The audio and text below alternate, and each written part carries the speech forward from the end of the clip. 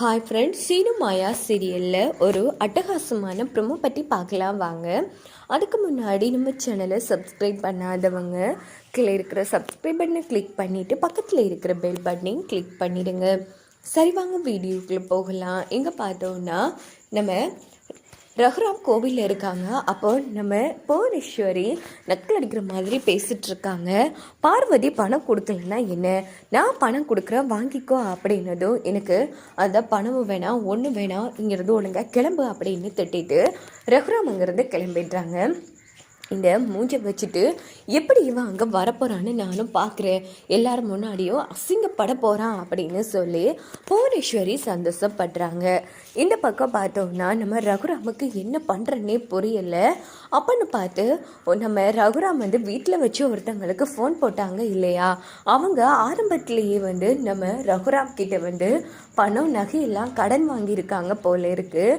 So இந்த விஷயத்தை நம்ம மாயா தெரிஞ்சுக்கொண்டு என்ன பண்ணுறாங்கன்னா அந்த ஆள்கிட்ட பேசுகிறாங்க. இப்படி எங்கள் பெரியப்பா ஒரு சிக்கலில் இருக்காரு, அவர் பணம் கேட்குறதுக்கு தான் உங்களுக்கு ஃபோன் போட்டாருங்க ஐயா. இப்போதைக்கு உங்ககிட்டயும் பணம் இல்லைன்னு தெரியும், என் நகையெல்லாம் அடகு வச்சுட்டு வந்திருக்கேன், இதை நீங்கள் கொடுத்ததா சொல்லி எப்படியாச்சும் எங்கள் பெரியப்பாட்ட கொடுத்துருங்க, இதில் தான் என் பெரியப்பாவோட கௌரவமே இருக்குது அப்படின்னதும் சரிம்மா நான் கொடுத்துட்றேன், ஆனால் இதை நான் தான் தந்தேன்னு அவர்கிட்ட சொல்ல வேணாம் அப்படின்னதும் சரிம்மா நான் சொல்ல இல்லை அப்படின்னுட்டு அந்த ஆளும் நேராக நம்ம ரகுராமை பார்க்க வராங்க. ஐயா இந்தாங்க ஐயா, நீங்கள் எனக்கு கொடுத்த கடனாக கொடுத்த நகையும் பணமும் இதில் இருக்குது, இதை வச்சுக்கோங்க அப்படின்னதும் சரியான நேரத்தில் கொடுத்துருக்கீங்க, ரொம்ப நன்றி அப்படின்னு சொல்லி ரகுராம் ரொம்ப சந்தோஷமாக வாங்கிக்கிறாங்க. அதுக்கப்புறமா ஃபங்க்ஷன் வீட்டுக்கு புவனேஸ்வரி டீம் வந்துடுறாங்க. அண்ணன் அந்த ரகுராம் வரவே மாட்டான், ஏன்னா எந்த மூஞ்சி வச்சுட்டு வருவான், இப்போ அவன் வரலனாலும் இந்த வீட்டுக்காரங்க அவனை அசிங்கப்படுத்த போகிறாங்க அப்படின்னதும் சரியாக ரகுராம் ஃபங்க்ஷனுக்கு வராங்க. குழந்தைக்கு 10 சவரனில் நகையும் போட்டுடுறாங்க.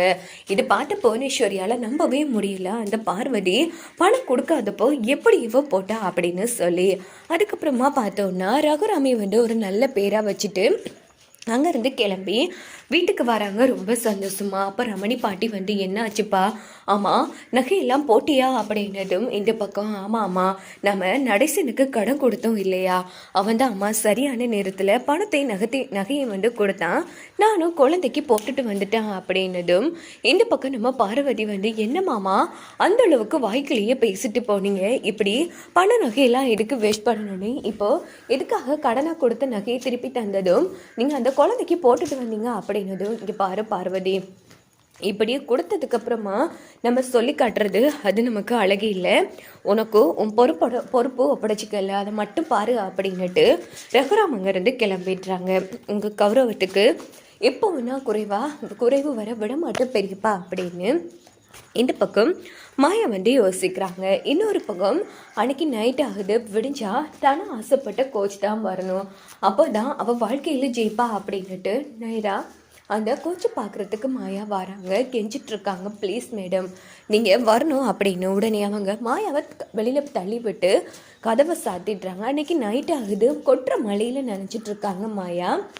இந்த கோச் ஜன்னல் வழியாக பார்க்குறாங்க. ஐயோ என்னம்மா நீ இப்படி பண்ணிகிட்ருக்க, இங்கே பாருங்கள் மேடம், இன்றைக்கி மட்டும் இல்லை நீங்கள் கோச்சா வரும் வரைக்கும் நான் காலம் பூரா உங்கள் வீட்டு முன்னாடி நிற்கிறதுக்கு தயாராக இருக்கேன், உங்களை கெஞ்சி கேட்குறேன், எங்கள் வீட்டு பொண்ணோட வாழ்க்கை உங்கள் கையில் தான் இருக்குது மேடம், எனக்காக இல்லைனாலும் எங்கள் வீட்டு பொண்ணோட வாழ்க்கைக்காக நீங்கள் கண்டிப்பாக கோச்சா வரணும் அப்படின்னதும் நீ இவ்வளோ கெஞ்சிட்ருக்க மாயா, கண்டிப்பாக வர, நீ அந்த குடும்பத்து மேலேயும் தனா மேலே வச்சிருக்கிற பாசம் என்னால் புரிஞ்சிக்க முடியுது, நீ இந்த அளவுக்கு கெஞ்சி போதும், நான் வராமல் இருப்பேனா என்ன, கண்டிப்பாக வரேன் அப்படின்னதும் மாயாவுக்கு சந்தோஷம் தாங்க முடியல. அப்படின்னு பார்த்து நேராக தனாவை பார்க்க வராங்க. தனா ஒரு குட் நியூஸ், நீ ஆசைப்பட்ட கோச் தான் உனக்கு கோச்சாக வரப்போகிறாங்க அப்படின்னதும் மாயாக்கா என்ன சொல்கிற அப்படின்னு கேட்குறாங்க. ஆமாம் இப்போ உனக்கு சந்தோஷமா அப்படின்னதும் ஐயோ இப்போவே எனக்கு துள்ளி குதிக்கணும் போல இருக்கு, ஆனால் அவங்க வரமாட்டேன்னு சொன்னாங்க, கண்டிப்பாக வாரத்துக்கு வாய்ப்பே இல்லையே மாயாக்கா, எப்படி வந்தாங்க அப்படின்னும் போது அதெல்லாம் அப்படித்தான்ங்கிற மாதிரி நம்ம மாயா ரொம்ப சந்தோஷப்பட்டு பேசுகிறாங்க. இதோட பார்த்தோன்னா இந்த